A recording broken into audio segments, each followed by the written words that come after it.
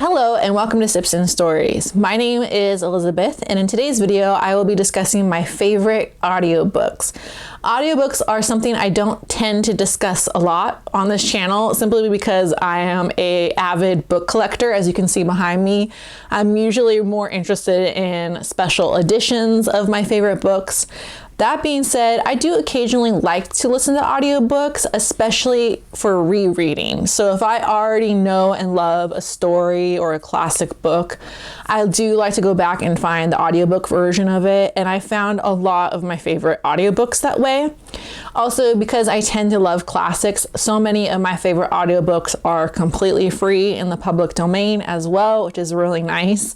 But I've also discovered through book clubs and things like that so many readers now, so many of my friends are listening to audiobooks now, even more than reading the physical books. And I find that fascinating, just how this genre has transformed literature and reading in the last decade or so. And I think it kind of goes back to that oral tradition. We all just really enjoy storytelling and listening to stories. I mean, we loved it when we were kids, and I think it's a lot of fun as adults to listen to books as well. In this video, I'm gonna go back and talk about my top 10 favorite audiobooks.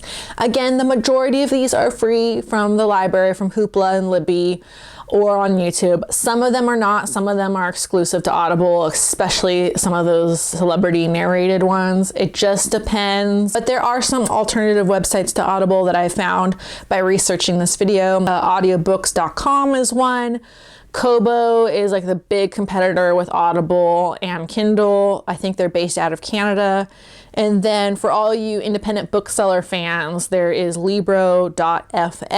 And so if you buy an audiobook from Libro.fm, the proceeds go to benefit your favorite local independent bookstore. So that's kind of a nice alternative too, if you just don't want to buy exclusively from Audible. At number 10, unfortunately, I think this one is going to be one you're going to have to buy. But I was fortunate enough that a coworker lent it to me and my coworkers, and that is Ready Player One by Ernest, Cline. It is narrated by Will Wheaton, and this one has a cult following. I never would have listened to this book on my own. I happened to be working at a marketing firm, and one of my coworkers posted Ready Player One on the company's server. This marketing firm was an open floor concept, and so half of the team were graphic designers and then half of the team were copy editors like me. And so we were all just kind of sitting there listening to Ready Player One together, and it just sparked so much discussion, and we all had such a great time listening to this audiobook together. And if you're familiar with Ready Player One, it has a lot of pop culture references to it. So a lot of my team were like a little bit older than me. They were in high school in the 80s and things like that, and so they just love discussing like all these 80s references. If you're unfamiliar with Ready Player One, it's such a good book. I do recommend the audiobook. It is about a young man named Wade Watts, and he kind of lives in this dystopian future, pretty near to the future in 2030, I believe. And everyone kind of lives their lives in the oasis. They go to school in the oasis, they meet friends in the oasis, and there's just this giant online community. And he has to discover all these Easter eggs to crack the code of the person that invented the oasis. It's just this whole thing. But again, half of this book is plot and half of this book is pop culture references. Such a fun one, and that was just such a fun experience with my coworkers listening to Ready Player One together. Number 9 is a recent favorite of mine as well. And speaking of listening to books at the office, this is one that I have been currently listening to over the last few weeks. I did a little research in preparation for this video to see, what's out there, what are some very famous audiobooks, which ones am I interested in reading. And I came across David Sedaris and Me Talk Pretty One Day, and I thought that sounds really great because I have been meaning to read this book. I really like David Sedaris's writing. I've read a few of his essays before, specifically Holidays on Ice, some of his Christmas essays. And I know that he is just such a hilarious writer. What I did not realize about David Sedaris is that his writing is actually very conducive to audio.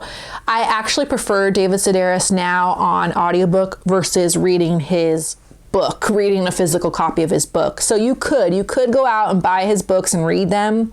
But now that I've listened to his audiobook, I think it is just a better experience of listening to him narrate his books. And Me Talk Pretty One Day is really great because half of it is him in the studio narrating, and then half of it is him of his live events with the public reading these stories aloud. And so you get to hear like the audience laughing in the background. But his writing is hilarious. Me Talk Pretty One Day is about his experiences growing up, I believe in North Carolina, I want to say. He talks a lot about his family, his mom, his dad, his sisters. It starts off when he is in speech pathology, learning to, speak better or trying to speak better at school. And then he talks about his father. His father tried to start a family band and made each of the siblings learn an instrument. So he learned guitar from a midget at a local mall. Sounds weird, but that was a hilarious story. He talks a lot about his college days at an art school, and then he talks about being a writing teacher in Chicago. He just had this amazing life. He talks a lot about New York, so there's a lot of references to his life in New York. And then the part I'm at now, I'm not completely done with this book, is he has moved to France with his partner, and he is taking French classes. And so that's where the title comes from, Me Talk Pretty One Day. Because when you're learning a foreign language, you don't always get like the subject-verb agreement correct. And it's just hilarious, him trying to explain Easter and the Easter Bunny to some of his classmates in French. Love this one so much. The only caveat to this one is be careful where you listen to this, especially if you're in the public, because you will just burst into laughter, like snorting kind of laughter. So be kind of careful where you listen to this. I've been listening to this at work again for the last few weeks, and I just kind of been sitting in my office cracking up. So I know like my coworkers down the hall are like, what the heck is she doing? What is she listening to? I'm listening to David Sedaris. He's the best. At number 8 is a specific actor that I really enjoy, and not necessarily a specific audiobook. So again, when it comes to audiobooks, sometimes it's the actor or the narrator that you love, not necessarily the story. So no matter what they narrate, you will buy it, you will listen to it simply because you love them and you love their voice. And no other person really represents that to me more than Richard Armitage. I love Richard Armitage, right, ladies? I could listen to anything by Richard Armitage. Just his voice is so sultry, so sexy, so deep and resonant. He just has the perfect voice for audiobooks. And not surprisingly, Audible has caught on to this, and he's narrated a lot of audiobooks now. In fact, I think he's getting kind of more famous of being a narrator than being an actor. Some of my favorites include Venetia by Georgette Hare, and some new ones that he's done that I'm really excited about are Meditations by Marcus Aurelius. I mentioned that in my 2023 video. Wow, I would love to listen to Meditations narrated by Richard Armitage. He's done a lot of Agatha Christie books as well, including one of my favorites, The Murder of Roger Ackroyd. I love that one. That's one of Agatha Christie's best books, so I cannot wait to listen to it narrated by Richard Armitage. He's also done a lot of Shakespeare, Hamlet, Romeo and Juliet. And then he's gaining a lot of notoriety for Dr. Jekyll and Mr. Hyde by Robert Louis Stevenson. So again, Richard Armitage can do no wrong. If he was reading the phone book, I would listen to it because I love him and I love his voice. At number 7, unfortunately, you're going to have to pay to hear Richard Armitage. Audible has got him locked up. But one narrator that you do not have to pay for is Karen Savage. And I've talked about Karen Savage on my channel before. Her books are completely free here on YouTube and LibriVox. And she mostly reads classic books that are already in the public domain. LibriVox is this service where a lot of volunteer and amateur narrators read some of our favorite classic books. Some of them obviously are better than others, but many of these narrators, like Karen Savage, have gained a cult following now, and I love her. I love anything that she reads.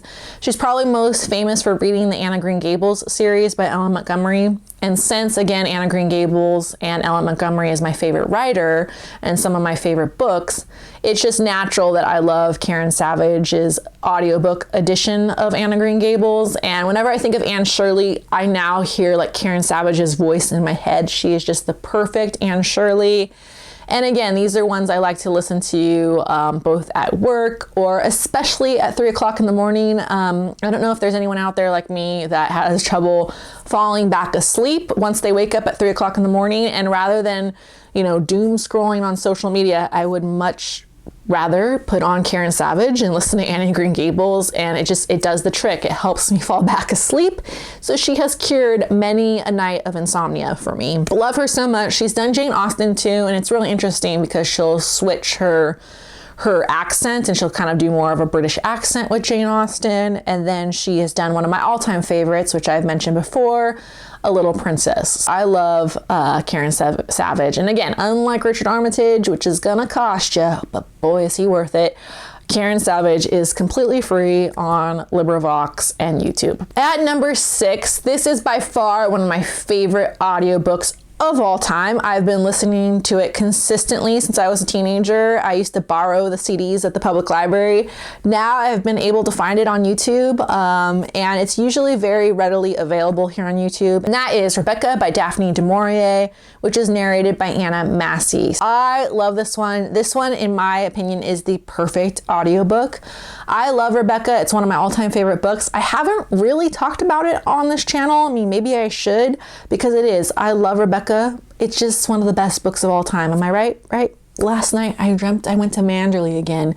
It's just, the writing is beautiful. It's such an amazing story. It's so suspenseful and romantic and dramatic and shocking. It's just one of the best books of all time. Nowadays, I don't even read the book anymore. I just listen to Anna Massey's narrated version of it every couple years, and it is perfection. Her voice, her cadence, her diction, everything about it is wonderful, and it's just, I think she would have made Daphne du Maurier proud. And one caveat is Anna Massey was a very famous actress, and she was married to Jeremy Brett, who played Max de Winter in one of the miniseries. I thought that was kind of an interesting touch.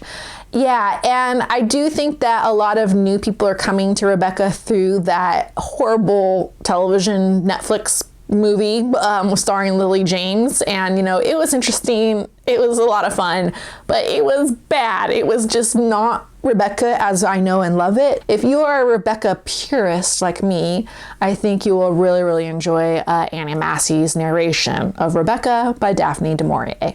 By far the best audiobook out there. Another favorite author of mine is P.G. Wodehouse. P.G. Wodehouse is probably one of my all-time favorite authors, just like Ellen Montgomery. So Ellen Montgomery, P.G. Wodehouse are my two favorite authors of all time.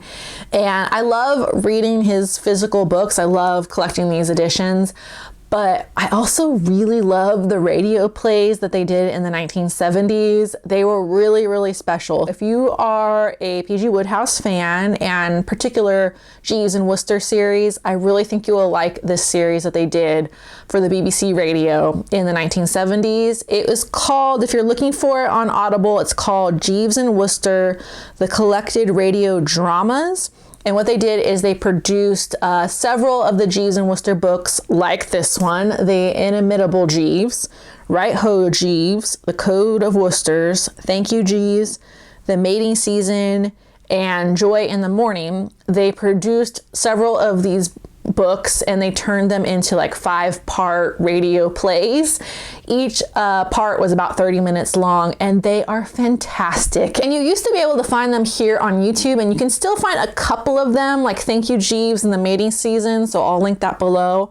My personal favorite, Right Ho Jeeves, I cannot find anymore on YouTube. I'm really, really sad because I love this one so much. The actor that plays Bertie Wooster in particular, Richard Briars, is amazing. So when I think of Bertie Wooster, I think of Richard Briars' voice. Michael Hordon plays Jeeves, and just, it's perfection again. I just love Richard Briars' Bertie Wooster, his version of Bertie Wooster.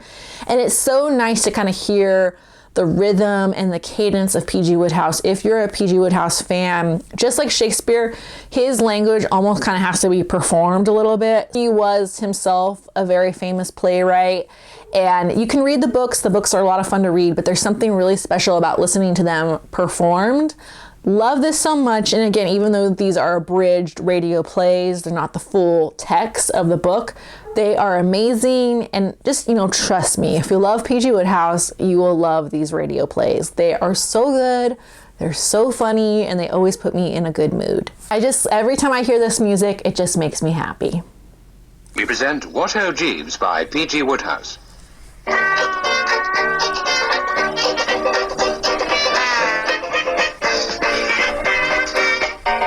All right, at number 4 is pretty unique and pretty special. And again, like Karen Savage, this is another amateur narrator, but his rendition of Lord of the Rings is so phenomenal. He has such a cult following, and I'm talking about Phil Dragash's version of The Lord of the Rings. And this audiobook is not completely legal or official, but it's so good. It's much better than any of the professionally produced ones that are available on Audible. He is just the best. So what he has done, he's this amateur narrator, and he has narrated the entire Lord of the Rings series, including The Hobbit. And he not only does the voices perfectly, Frodo and Gandalf and Aragorn, but he incorporates all these different sounds and all the music from the movies. I think he's breaking all these copyright laws.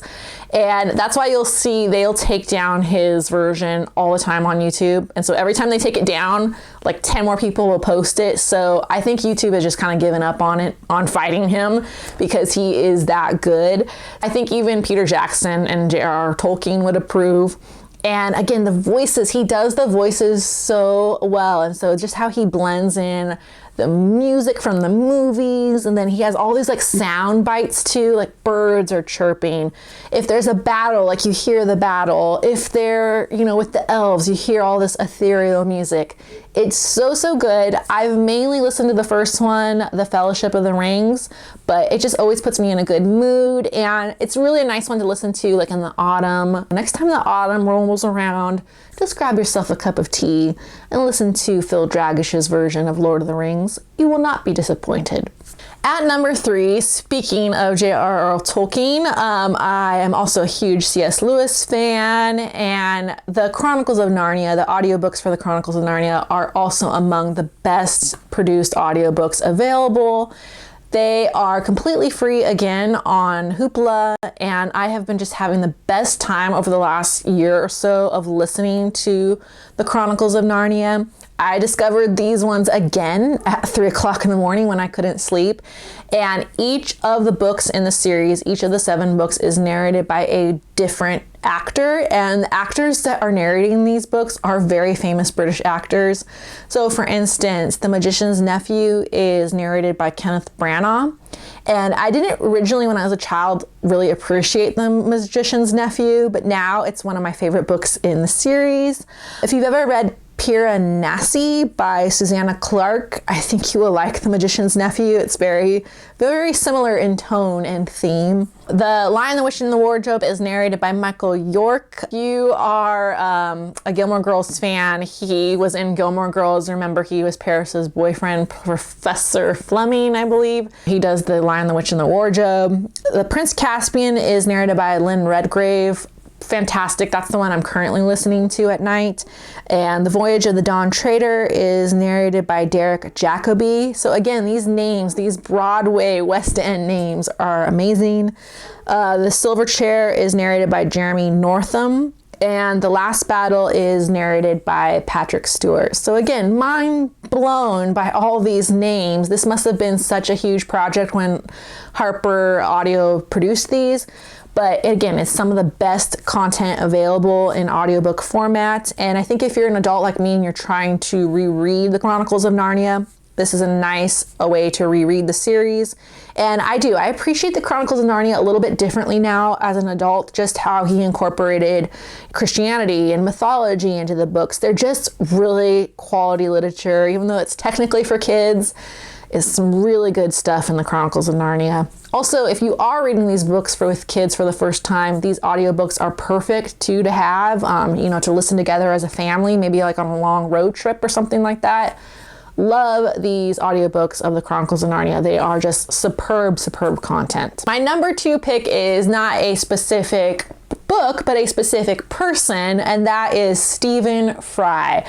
I love Stephen Fry so much, and I love him as an audiobook narrator because he has a very humorous personality and a humorous voice. So unlike Richard Armitage, who has that very sultry voice, Stephen Fry is just hilarious. He could read the phone book and I'd start laughing. And obviously his voice is very conducive to classic literature and also children's literature in particular. So he has famously done the Harry Potter series along with Jim Dale. I like both versions. I like Jim Dale's version of Harry Potter. I like Stephen Fry's version. If you want Stephen Fry's version, you're probably going to have to pay for it. Most recently, he has done the Sherlock Holmes series, which everyone like me is very excited about. If you're a Stephen Fry fan, and if you're a fan of Sherlock Holmes, I just cannot wait to get my hands on that one. However, it is an Audible exclusive one, unfortunately, and it's extremely expensive, but it has over 60 hours of content. Oh, I really want that one for Christmas or my birthday, for sure. He has done The Hitchhiker's Guide to the Galaxy, which, was famously produced by Douglas Adams on the BBC. Wow, he's the only person besides Douglas Adams that could have narrated those books. And he has done his own books as well. A lot of people don't realize that Stephen Fry himself is an author. He's done some of his biographies and then this whole mythology series that he started, Mythos, as well. So love him to pieces, love Stephen Fry. And my number one pick is Agatha Christie, Hercule Poirot, The Complete Short Stories. I am so excited about this book. I love Hercule Poirot. I've done a whole video about my top 10 favorite Hercule Poirot mysteries. I will link it below. And in that video, I talked about how I haven't quite completely finished the 50 short stories. This collection, published by William Morrow, is essential if you are a Hercule Poirot fan. And very recently, one night, again at 3 o'clock in the morning, I discovered that it was posted on Hoopla, the audiobook. And I started listening to it, and I was so delighted and surprised that it was narrated by David Suchet and Hugh Fraser, who are the actors in the BBC television show. And it just felt like Christmas when I discovered that audiobook. So again, there is no need to buy this one on Audible. It is completely free if you have a library card and Hoopla. And again, it is just so much content. Again, I think over like 50 hours of content, the complete short stories.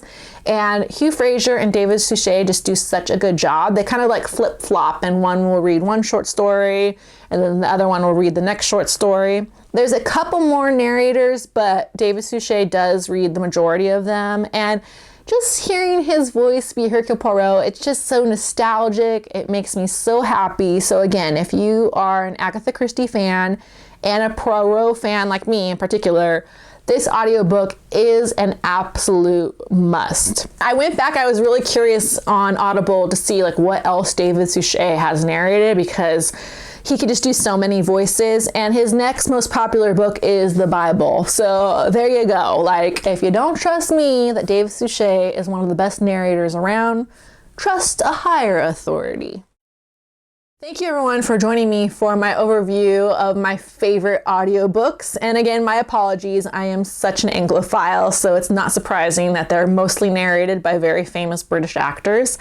But again, I love all of these audiobooks so much. I listen to them again and again at work, and especially in the wee hours in the morning when I can't sleep. So many of these books have cured many nights of insomnia for me. But that being said, I love this idea of telling stories. I mean, who does not love someone telling them a story? But thank you so much, everyone, and happy listening. Have a great day.